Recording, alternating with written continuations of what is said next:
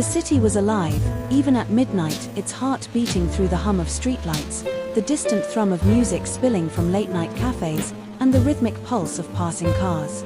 Zara walked aimlessly, her heels clicking against the wet pavement, the soft drizzle catching the amber glow of the lamps above. She wasn't running away from anything, yet she wasn't going anywhere. Tonight felt heavy, not in sadness, but in the strange calm that follows a long battle with one's own thoughts. Her phone buzzed in her coat pocket, but she ignored it, choosing instead to listen to the sound of the world around her, the whisper of the wind, the quiet laughter of strangers, the faint echo of her own heartbeat.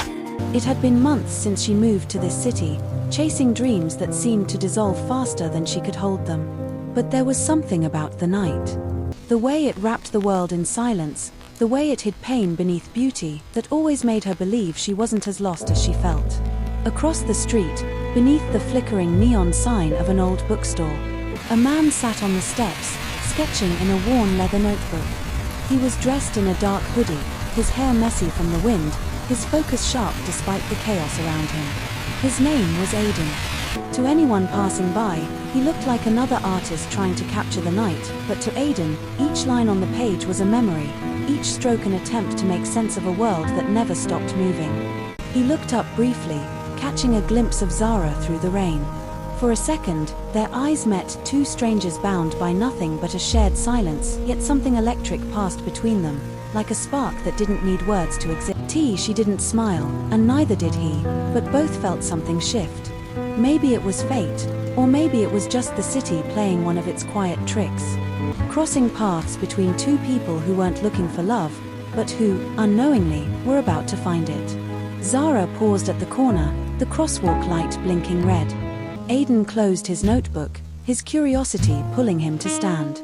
Somewhere between the sound of rain and the faint jazz playing from a nearby diner, the night held its breath waiting, as if it knew something beautiful was about to begin. When the light finally turned green, Zara stepped forward, the gentle drizzle deepening into steady rain.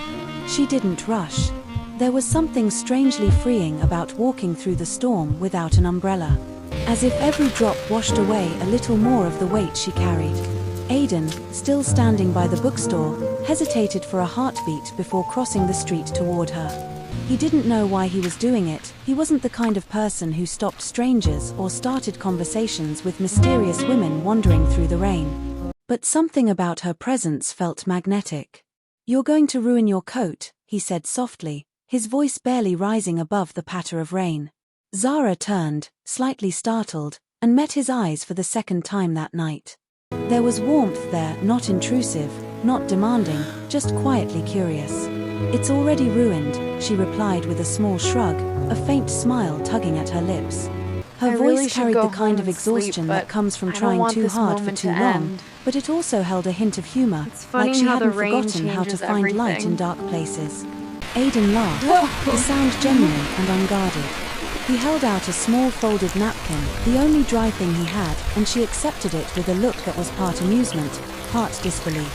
"You always carry napkins around at midnight?" she asked. "Only when it rains," he said. "And when I'm sketching strangers who look like they belong in stories." That made her laugh, a real one this time, not forced or polite. "So which am I?" she asked. "The stranger, or the story?" Aiden tilted his head, studying her for a moment. "Maybe both," he said. "But I'll only know if you tell me your name." "Zara," she said, brushing a strand of wet hair from her face. "And you?" "Aiden," he replied. "Artist, insomniac, and bad coffee addict." She smiled, intrigued. "Sounds like a tragic combination." "Only until someone shows up to make it interesting," he said with a wink. The rain softened, turning into a fine mist that shimmered in the streetlight. They walked aimlessly through the quiet streets, side by side, sharing stories that weren't really stories, half-truths, bits of humor, small glimpses into lives that had both been searching for something unspoken. Aiden told her about the city through his sketches, the people he'd drawn, the moments he'd captured. Zara spoke of her move, her dreams of working in design, and how reality had turned out less poetic than she'd hoped. There was no rush in their steps, no urgency in their words. It was as if the night itself had slowed time just for them. When they reached a 24-hour cafe tucked between two tall buildings, Aiden held the door open.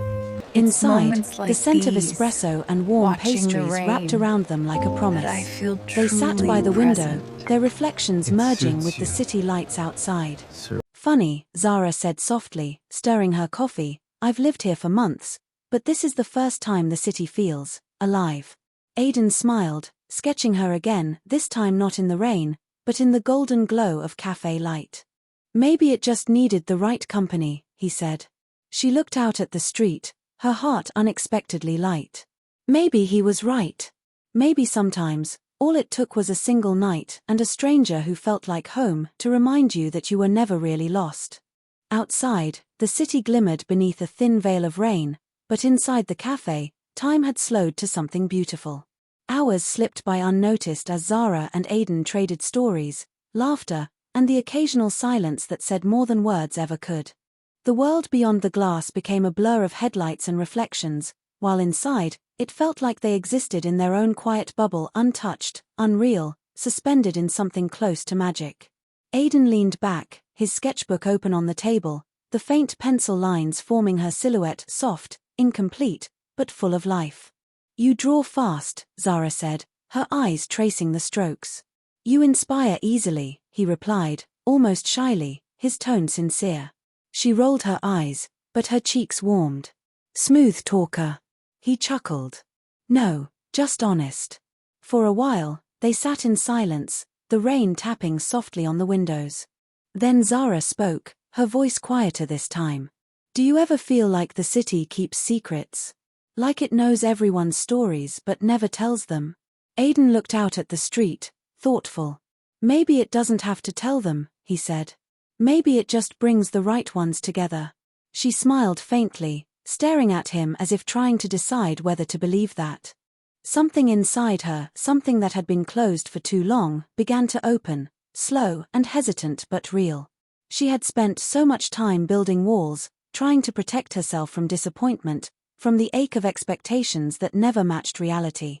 But here, under the hum of dim lights and the scent of coffee, a stranger had made her forget why she ever built them in the first place. Aiden noticed the shift in her expression, the softness in her eyes. You look like you're somewhere far away, he said. Just thinking, she whispered. About how strange it is that a single night can feel like a whole chapter. Maybe it's not strange, he said, leaning closer. Maybe some chapters only take a night to write. His words hung between them, fragile and glowing. Outside, the rain had stopped, and the air shimmered with the reflection of wet streets. Come on, he said suddenly, standing up.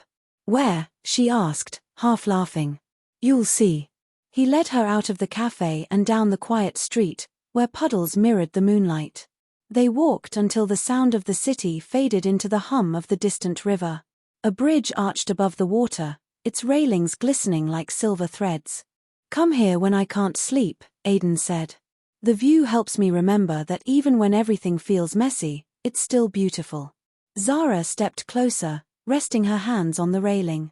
The city stretched behind them, glowing towers, sleeping streets, and reflections that danced across the river like whispers of forgotten dreams. You were right, she said softly. The city doesn't tell stories. It lets people write them. Aiden smiled, watching her instead of the skyline. Then tonight, I'm glad ours crossed on the same page. She turned toward him, her hair brushing against her cheeks, her eyes reflecting the city lights. For a long moment, neither of them spoke. There was no need. Everything they felt was already there, in the air, in the silence, in the soft rhythm of the river below. And somewhere deep within, they both knew that this night wasn't just another coincidence. It was the beginning of something that would outlast the dawn. The night had grown quiet, its edges softening into the calm before dawn. Zara and Aiden lingered on the bridge, the chill in the air brushing against their skin, but neither seemed to notice. You know, she said, breaking the silence, I wasn't planning to come out tonight. I just needed to breathe. Aiden smiled faintly. And I wasn't planning to talk to anyone. Guess we're both off schedule. She laughed softly, her voice carrying across the water. There was something raw in that moment, two people who had spent too long pretending they were fine finally finding peace in each other's presence. Aiden reached for her hand, uncertain at first, but when she didn't pull away, his fingers intertwined with hers as if they had always belonged there. No grand declarations, no promises of forever, just the quiet certainty that somehow, this was right. The city lights shimmered on the river, and the world felt smaller, safer. When the first light of morning began to bloom at the horizon, painting gold over the grey, Zara leaned against him, resting her head on his shoulder. "So what happens after tonight?" she whispered. He looked down at her, his smile gentle and sure. "Then we start writing the next page," he said. She closed her eyes, letting his words settle into her heart like warmth after a storm. Around them, the city began to wake: cars, footsteps, voices, but for a moment, it all felt distant, like the world had paused just for them. Zara looked up one last time, her eyes meeting his, and in that shared glance, everything unspoken was understood. Sometimes love didn't need time, it just needed the right night, the right heart, and the courage to believe again. And as the sun rose over the quiet bridge, Aiden kissed her, soft, certain, and infinite, the kind of kiss that didn't end the night, but began something entirely new.